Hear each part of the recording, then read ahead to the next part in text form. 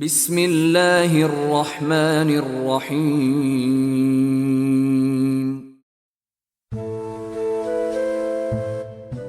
حضرت ابو ہریرہ رضی اللہ تعالی عنہ بیان کرتے ہیں، نبی اکرم صلی اللہ علیہ وآلہ وسلم نے ارشاد فرمایا، ایک فرشتہ میرے پاس آیا جو اس سے پہلے کبھی زمین کی طرف نازل نہیں ہوا تھا۔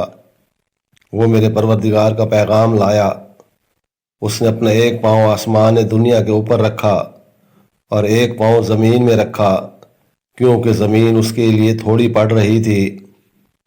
حضرت عبداللہ بن مسعود رضی اللہ تعالی عنہ روایت کرتے ہیں، نبی اکرم صلی اللہ علیہ وآلہ وسلم نے ارشاد فرمایا، بے شک اللہ تعالی نے تمہارے درمیان تمہارے اخلاق اسی طرح تقسیم کیے ہیں جس طرح اس نے تمہارے درمیان تمہارا رزق تقسیم کیا ہے۔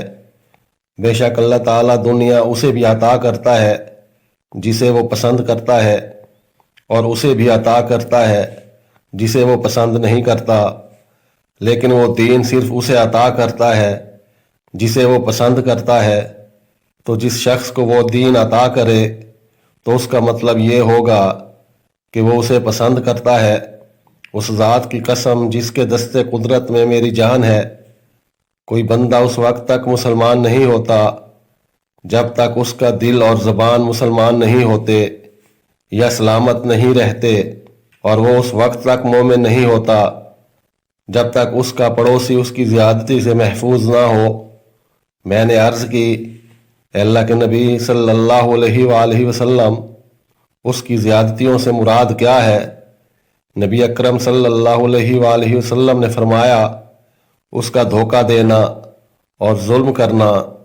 نبی اکرم صلی اللہ علیہ وآلہ وسلم نے مزید ارشاد فرمایا، ایسا نہیں ہوتا کہ آدمی نے حرام طور پر مال کمایا ہو اور پھر اس میں سے اللہ کی راہ میں خرچ کیا ہو تو اس کے لیے اس مال میں برکت ڈال دی گئی ہو، یا اس شخص نے اس مال سے صدقہ کیا ہو تو وہ اس کی طرف سے قبول ہو جائے۔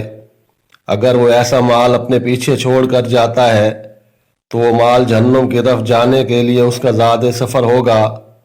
بے شک اللہ تعالیٰ برائی کو برائی کے ذریعے نہیں مٹاتا، بلکہ وہ برائی کو اچھائی کے ذریعے مٹاتا ہے، کیونکہ خبیث چیز کسی خبیث چیز کو نہیں مٹاتی۔